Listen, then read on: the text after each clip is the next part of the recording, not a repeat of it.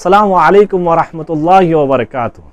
वालेकुम अस्सलाम वरहमतुल्लाहि वबरकातुहू। मोहतरम नाज़रीन, मैं आपका दोस्त अबुल बयान अल मोहम्मदी, मैं आपका इस्तकबाल करता हूँ आपके इस पसंदीदा अल बयान और ABM अबुल बयान मोहम्मदी चैनल पर। और आज हमारे सामने हैं नन्हे फूल और नन्हे रहबर व रहनुमा।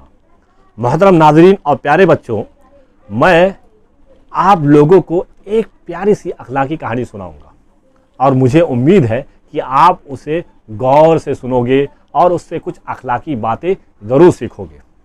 मोहतरम नाज़रीन और प्यारे बच्चों, वो इस्लामी अखलाकी कहानी दरअसल जानवरों पर रहम करने के बारे में है।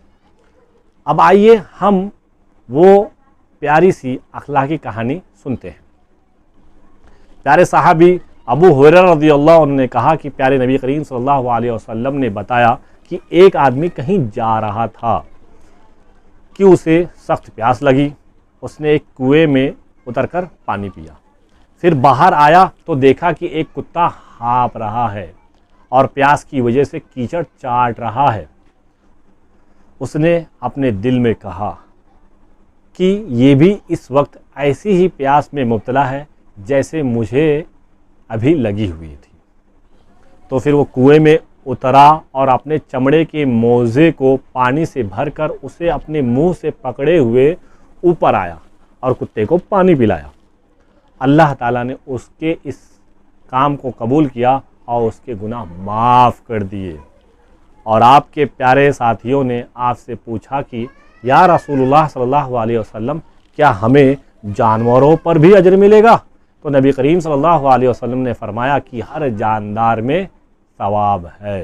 मुहतरम नाज़रीन और प्यारे बच्चों, इस प्यारी सी अखलाकी कहानी से हमें ये पता चलता है कि हमें जानवरों के साथ अच्छा सलूक करना चाहिए और जहाँ कहीं भी कुत्ते, बिल्ली और दीगर जानवरों को प्यासा देखें तो उन्हें भी पानी पिलाना चाहिए, क्योंकि ये नेकी का काम है और गुनाहों को मिटाने का ज़रिया है।